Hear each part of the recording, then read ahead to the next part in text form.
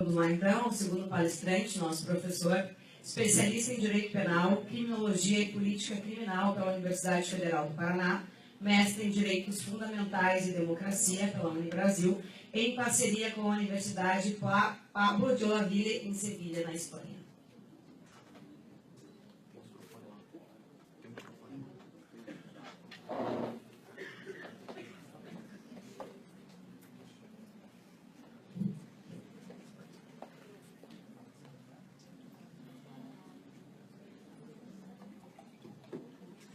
Boa noite a todos. A câmera dá para dar um zoom nele.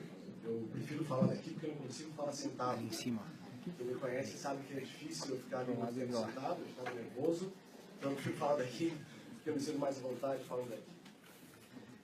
Antes de mais nada, eu gostaria de agradecer o convite especial desse grupo sensacional de professores dessa casa, o professor Haroldo César Natter, professor Jeffrey Chichini, professor André Pontaroli.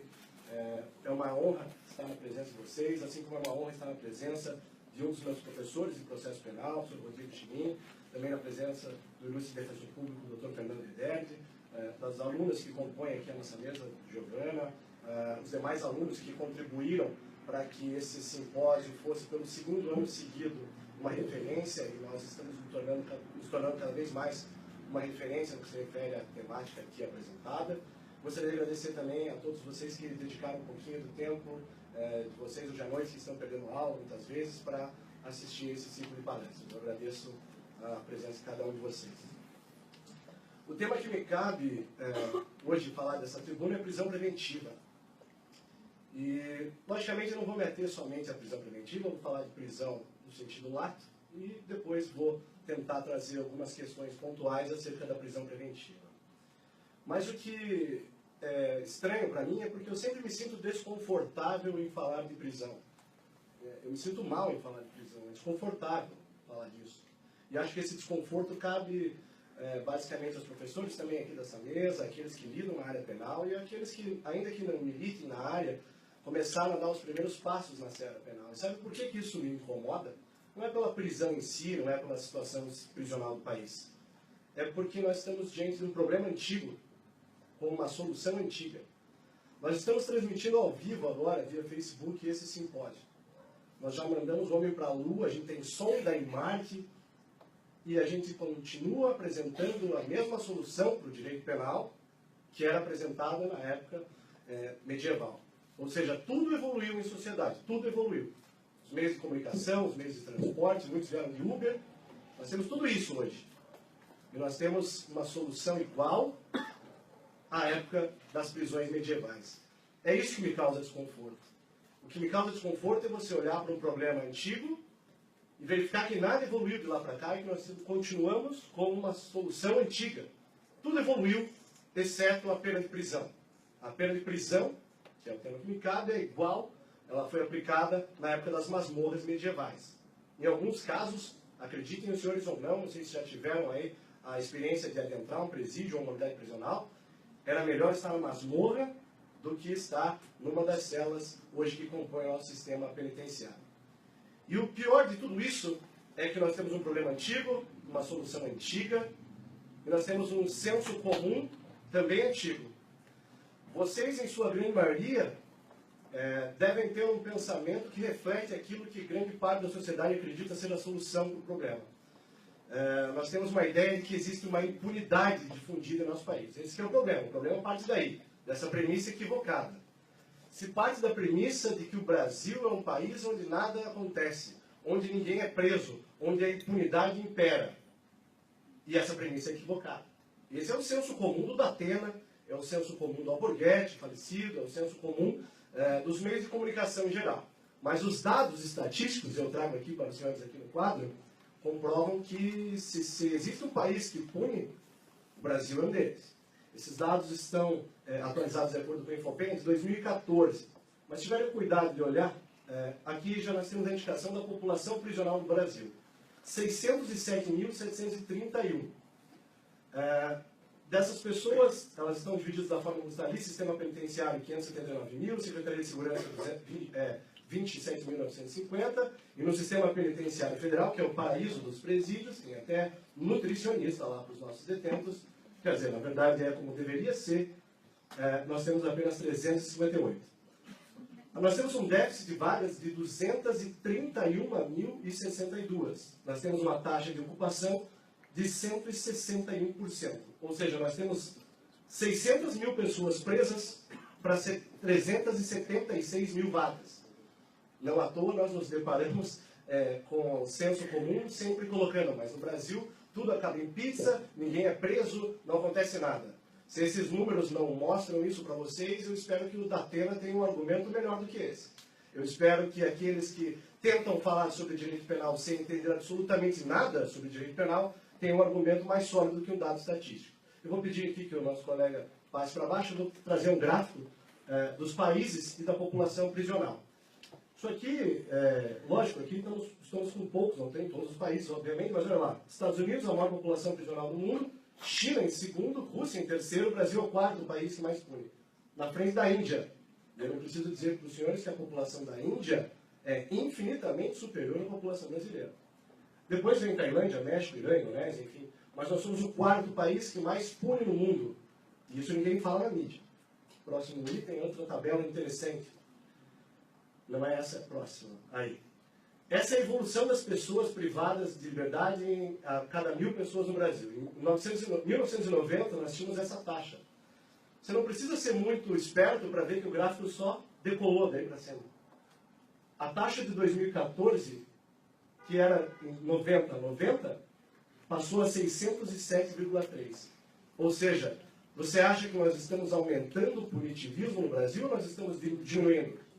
Você acha que realmente não existe pessoa presa? Você acha que realmente impera a impunidade? Ou será que o sistema prisional já está superlotado, existe um super encarceramento? Quem conhece o sistema prisional sabe do que eu estou dizendo.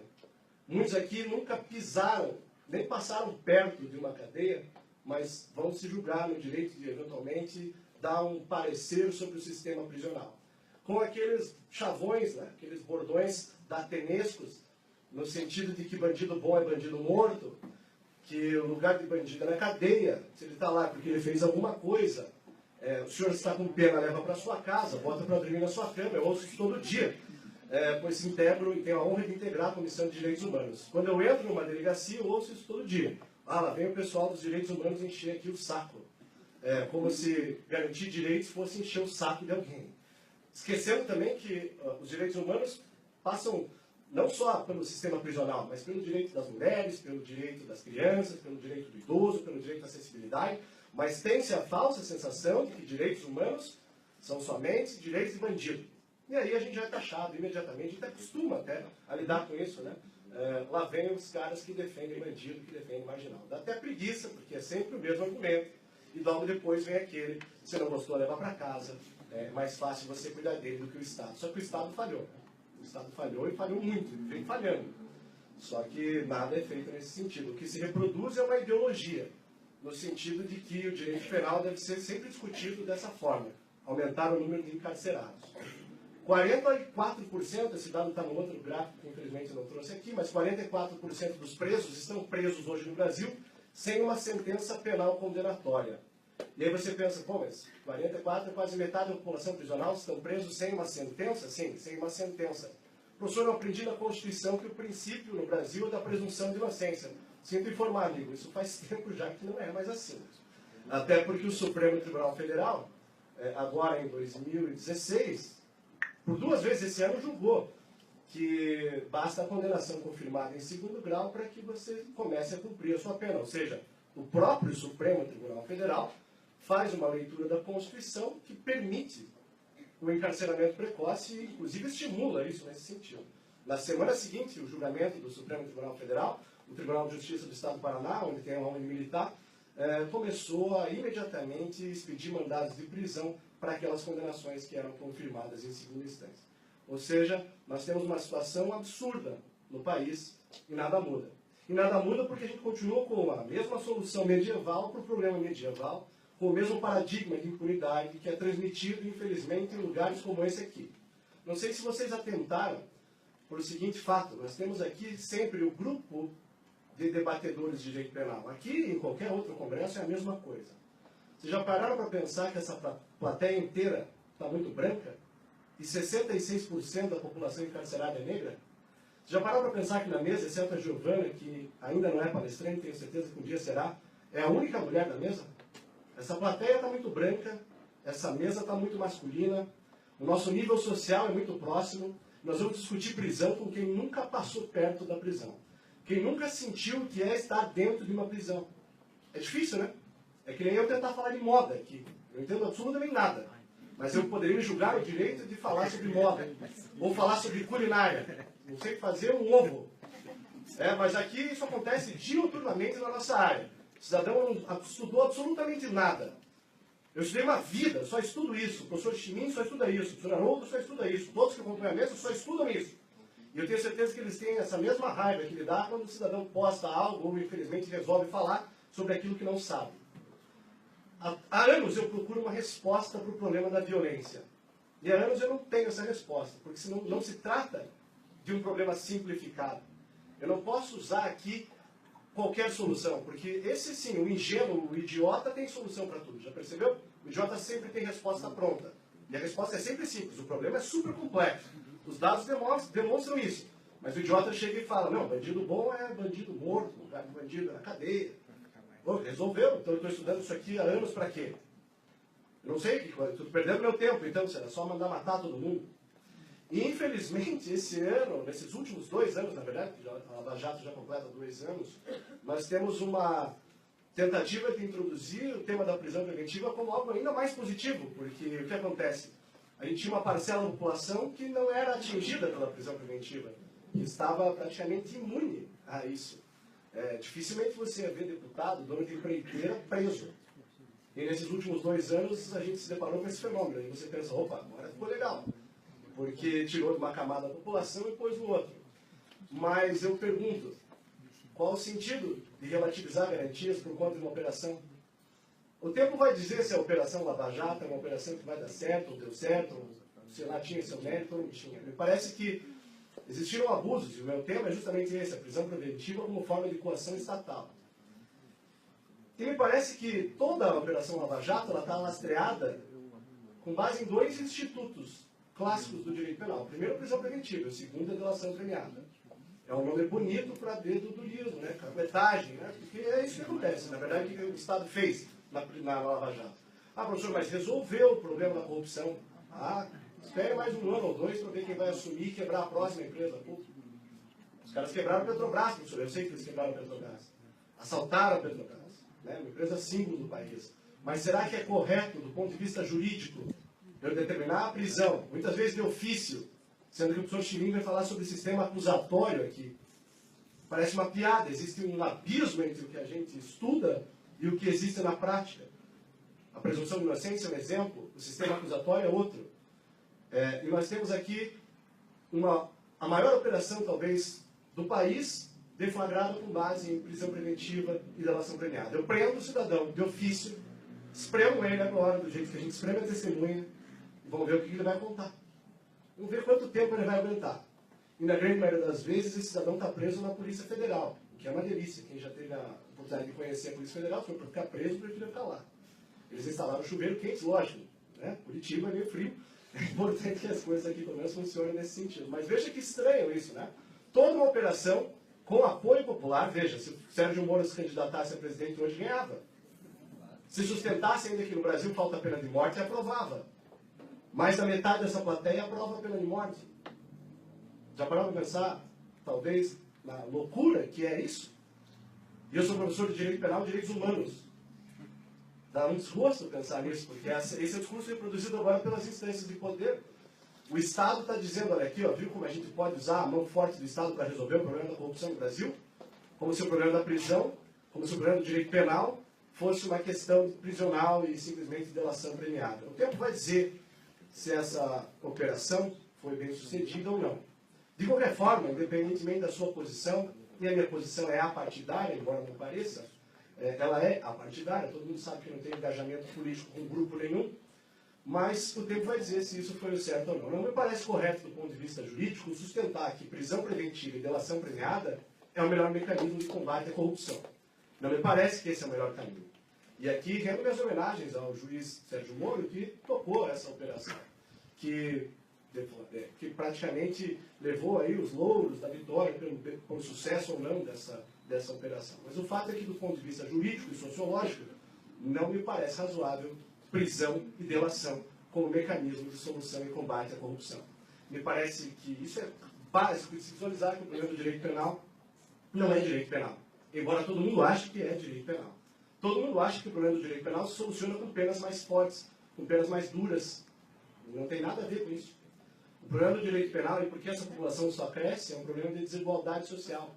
É um problema que, infelizmente não tem o gráfico aqui, mas o país que nós vivemos tem o maior abismo entre classes do mundo.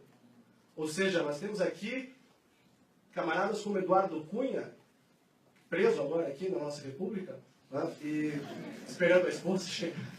Enfim, e o fato é que a esposa desse cidadão comprava bolsas de 150 mil reais. E você talvez não é uma pessoa bacana, enfim, deve saber de tudo isso, achava legal. E entre essa mesma mulher que gasta 150 mil reais numa bolsa, nós temos um batedor de carteira tentando roubar uma galinha, ou até mesmo um caldo quinor, como o STJ julgou recentemente, e que ficou preso 120 dias porque furtou 4 caldos quinor. 4 caldos para carne, não sei, sei lá o nome disso. Caldo quinor. Mas o que me parece é que esse abismo se torna cada vez maior no país. É esse abismo que faz com que o cidadão que furta no caldo quinor queira pegar em armas e talvez ir lá tirar de quem está gastando com bolsa de 150 mil. É um disparate você comprar uma bolsa de 150 mil num país onde pessoas morrem de fome. Aí me pergunto, professor, mas aonde está a solução disso aí? Bom, no combate à corrupção, sim, é um problema. Seria uma opção viável. Mas não é só isso, é uma mudança cultural. Enquanto a gente continuar olhando o cidadão que rouba, o cidadão que furta o caldo quinor, igual o cidadão que é corrupto, igual o cidadão que desvia a verba pública, a gente tem um problema cultural. A solução não está em prender todo mundo aqui. Se tivesse, a gente já tinha isso aqui e resolvido o problema da criminalidade no Brasil. Não está aí. Eu sempre gosto de fazer um paralelo com um exemplo, acho que do professor Hamilton Verde Carvalho, do professor Saldo de Carvalho, que ele fala que, imagina que todos estamos numa grande festa, e essa festa com 100 mil pessoas, essa festa é o país inteiro. E a gente tem lá na ponta da festa, lá no topo da pirâmide, a gente tem 1% da população, que está no camarote, na área VIP, no backstage, está com o garçom servindo tudo a toda hora, está baixando foguetinho. O pessoal que está saindo aí sabe do que eu estou falando. Ostentação pura, é jurerê, ali é outro nível, está lá esse 1% da população. Logo abaixo dessa camada, começa a vir uma outra camada da população, já um pouquinho menos abastada, mas já está pedindo ali um uísque 12 anos, já está pensando, putz, essa conta vai sair cara amanhã, melhor não gastar tanto assim. E esses representam aí uns 10% da população. Mais abaixo ainda, nessa festa, tem o pessoal que está na pista. Né? 7º lote, foi difícil comprar, está pagando em vezes no cartão de crédito, mas está lá na festa ainda. Esse pessoal ainda está lá na festa, isso representa quase 60% da população. Só que existe uma camada que está trabalhando na festa, e existe uma camada que sequer sabe onde é a festa. E essa mesma camada que sequer sabe onde é a festa, é a camada que integra esse grupo aqui. E o que acontece com você que está lá na área VIP, no backstage? O que você quer que continue a tua festa? Boa? Ou você quer que essa galera invada? Eu não quero que essa galera invada minha festa. Vão furtar minha caneta, Mont Blanc. Elas é capaz de bater minha carteira aqui, não vai ser legal. Então, o que eu vou fazer com essa galera? Vamos neutralizar. E é o que a gente faz. Basicamente, o exemplo da festa serve para demonstrar o que acontece no nosso país. A gente tem uma camada elitizada que quer usar o direito penal para destruir uma camada não elitizada, uma camada que não tem a menor condição, que não tem acesso a isso aqui que a gente tem. E a gente tenta debater isso de uma maneira diferente daquilo que é o senso comum e dizer que o bandido bom é bandido morto e que esses caras têm que ser neutralizados. É a história toda do direito penal do inimigo. O tema é prisão preventiva, e até agora eu não falei prisão preventiva, mas eu prometo que eu vou falar rapidamente. E é muito rápido mesmo. Porque aqueles que foram meus alunos sabem que prisão preventiva traz para frente. Prisão preventiva é um tema fácil, mas eu não tenho como falar de prisão preventiva sem falar disso que eu acabei de dizer para vocês. Isso dá desespero não poder falar um pouco das minhas impressões sobre o sistema penal.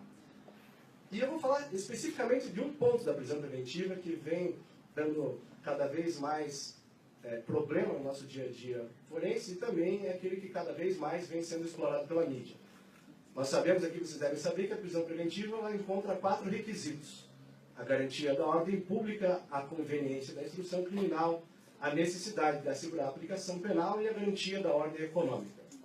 Se a prisão preventiva fosse utilizada de forma correta, me parece que nós deveríamos extirpar um desses requisitos e deixar somente 2 ou 3. A garantia da ordem econômica vale brinde. Mas a prisão preventiva deveria servir basicamente para, caso esteja sendo realmente atrapalhada a coleta das provas, aí sim, encarcera o indivíduo até que acabe a instrução e imediatamente solta. Até porque a prisão preventiva ela é clausulada pelo brocardo, né? A cláusula rebus sic stantibus, ou seja, alteradas as circunstâncias de fato, alteram-se as circunstâncias de direito. Se o cidadão está preso porque ele atrapalha a instrução, encerrada a instrução, você solta imediatamente aquele que está preso. E aí você não teria essa população de 40% de presos provisórios. Liberaria espaço na cadeia, todo mundo ia ficar feliz. O Ministério Público feliz, a Comissão de Direitos Humanos feliz, o juiz feliz, o detento feliz, a sociedade feliz. Além disso, o outro requisito que nós temos é a necessidade de assegurar a aplicação da lei penal. E aí, correto, se existe um risco concreto de fuga do réu, que eventualmente, se for condenado, vai se evadir, aí me parece correto. Vamos deixá-lo agora encarcerado, porque existe um risco concreto de fuga. Mas esses requisitos não são os que me assustam. O requisito que me assusta é o requisito inconstitucional da garantia da ordem pública. E já digo de antemão, inconstitucional.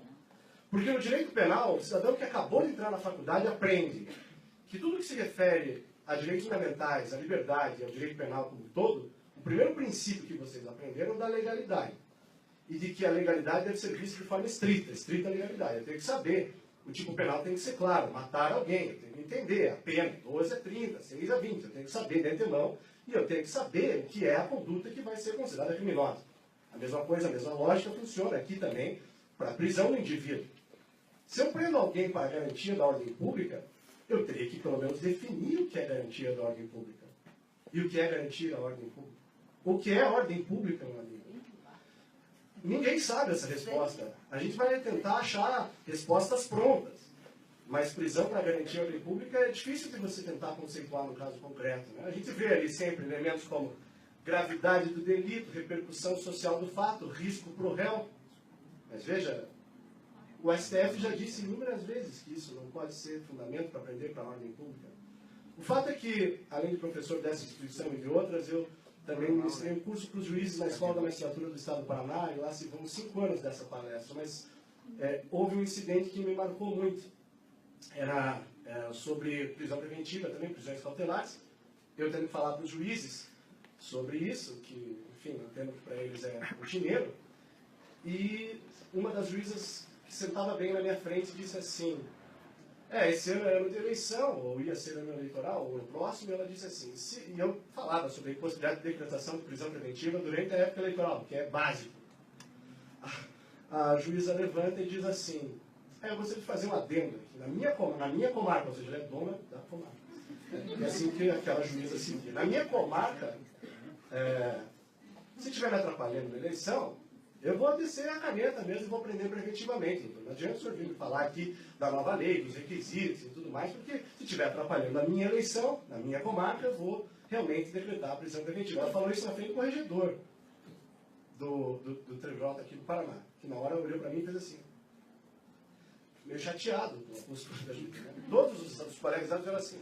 Eu vou citar, obviamente, o nome da juíza, tá? Depois ela não despacha mais nada que venha com a minha petição assinada. Mas o fato é que ela disse isso. E ela disse, eu perguntei. Eu falei, doutora, a senhora vai prender sobre qual fundamento?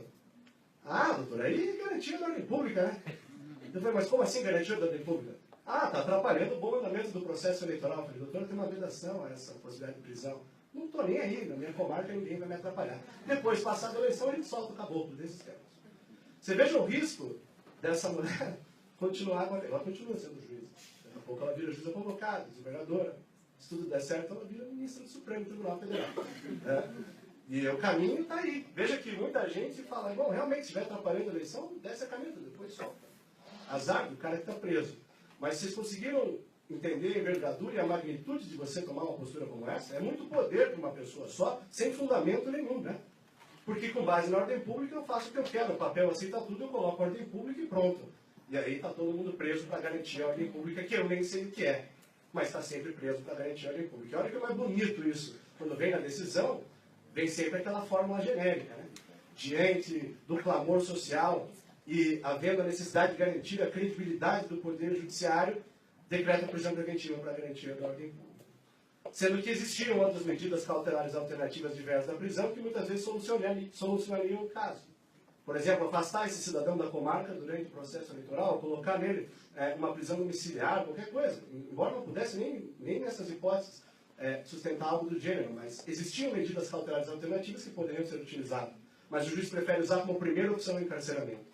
E isso é que nos assusta. Então eu vou encerrar aqui, pessoal, já para não tomar o tempo dos demais palestrantes, até porque eu sempre gosto de ouvir as palavras do professor Rodrigo Chenin, que vai falar sobre o sistema acusatório, ou seja, vai falar sobre algo que a gente vai poder discutir depois em sala de aula, muito importante para nós. Mas eu queria fazer uma proposta sobre a prisão preventiva, que talvez não seja minha, talvez não seja tão inédita, mas que me parece correta, que é a alteração legislativa no sentido de, primeiro, se extirpar esse vocábulo ordem pública e garantir a prisão preventiva somente naquelas hipóteses que já foram colocadas. Não faz sentido, em 2016, a gente continuar com prisão para garantir a ordem pública, sendo que ninguém sabe o que é isso. E a segunda proposta, essa talvez um pouco mais ousada, seria só a de utilizar obrigatoriamente medidas cautelares alternativas, para que não saia o juiz de ofício decretando prisão preventiva, porque senão ela vai servir como mecanismo de coerção estatal.